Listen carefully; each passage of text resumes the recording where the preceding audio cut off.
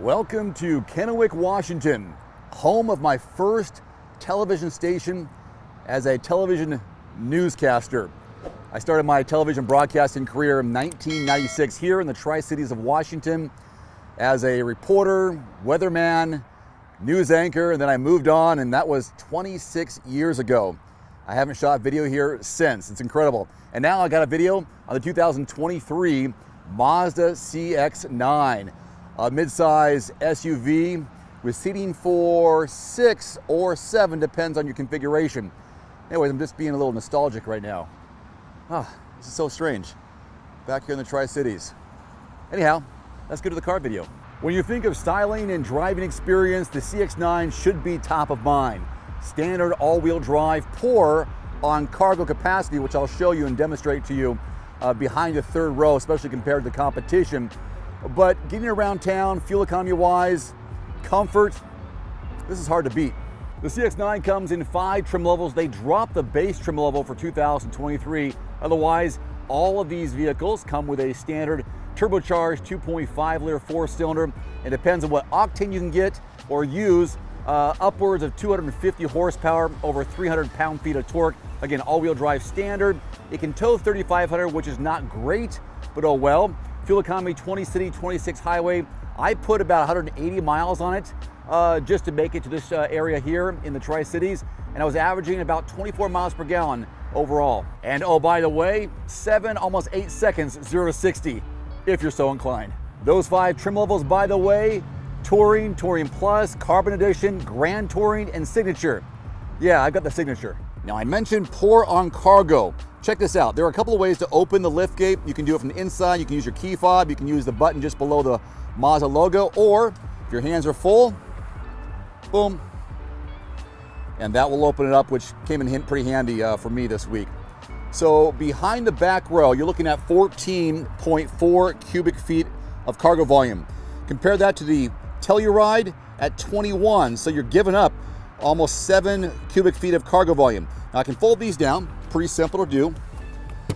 This, push forward, this, push forward, which is how I used it mostly this week. 71. Now, you may like the look of it, but the Telluride, 87 cubic feet of cargo volume. So a big difference between 71 and 87 if you want to go with a 3-row midsize SUV. And when you want to walk away, you can close it up right here, or check this out. Your hands are full, so why drop what you're holding? Just use the kick option. I'm gonna do my best to give you a real look at the headroom and legroom in the middle row, not so much the back row, although maybe I'll try it. Here it is. I'm gonna switch the camera around so you can see a better angle. So what I really like about the middle row is the versatility and adjustability with these seats. So you can just do this, and that'll slide the seat for access to the back if you wanted to use these.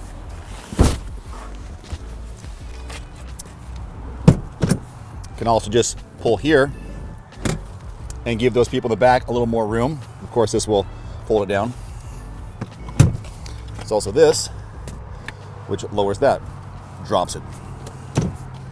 So with all the way back, here's what Dave looks like. I'm 5'10". Legroom is great. Now again, this is all the way back, so this is how I would be realistically sitting here behind myself, because this is my driving position. This angle here can show you the indent in the roof line for the middle passengers. See how it slopes from here upper? So that's okay for me, not too bad. It's just getting back here. This really is just for kids. I would just fold them down, but I'm not buying a 3-row. If I were to buy a 3-row, I'd want to have a little more room in the back, unless I planned on having the kids back there, or just some teens, smaller adults, and that kind of thing. Otherwise, just fold them back and use the 71 cubic feet of cargo volume. The interior is very nice, no matter where you look throughout the vehicle. We've got the climate controls here in the back, heated seats for the back 2 passengers. Those are buttons for that, cup holders. In here, you'll find your USB ports to charge your devices, and a little storage here behind the seat on both sides. If you were to have sun, these shades would come in handy. Not here in Eastern Washington in January, where it's cloudy, rainy, a little gloomy. The best seat in the house is and always will be the front seat. But before we get to that, here's a little nice little feature. Press the button here, locks the cars, side mirrors close up. When you want to come back, as long as the key is on you, press the button again, they open up, and you can go back in. All right, here we go. Push buttons up here on the dash. 10.25 inch infotainment screen, all controlled by the dial down below. So turn this, and you can control everything up there. Let's say press in, communication. Let's back out of that. Let's go navigation down here. Press in. You can widen out to see where we are here in the Tri-Cities of Washington State, Kennewick, Washington. So, perspective. There you go. Steering wheel mounted controls, same as they were last year. Volume here on the left-hand side, Bluetooth, so you can answer the phone. Adaptive cruise control. I use this on my road trip here. So there it is. I got 180 miles. Car's been idling a little bit. I was at 23-ish before I started this video. So 23 in mixed driving for my trip down here exclusively. Paddle shifters on the steering wheel. There's your button to open the lift gate. Got a camera view here, which shows up there on your infotainment screen. Got lane lines, which turn with the steering wheel. And a 360-degree look here on the far hand right side. They do have a wireless charging pad down under here. Otherwise, inside here, you'll find USB ports, which I have right now plugged in. Just nice overall materials, great to the touch. The wood trim, of course, I got the signature trim level. The dash is low, so not a lot of obstructions when you're driving. It's a nice wide open windshield. We also have a heads-up display on ours. Let's see if you can see this here. There you can. Which helps you keep your eyes on the road, shows the speed limit, and so on. Yeah, this is the best place. So the MSRP range on a brand new 2023 Mazda CX-9 is between $38,000 and basically $49,000. Competition includes the Palisade, the Telluride, the Atlas, the Pilot, the Highlander, so some decent competition in this mid-size 3-row SUV class. I'm gonna have more information on everymandriver.com, more details, more specs. In the meantime, here's some more beauty footage of the CX-9 here in the Tri-Cities. Thanks for watching. Adios.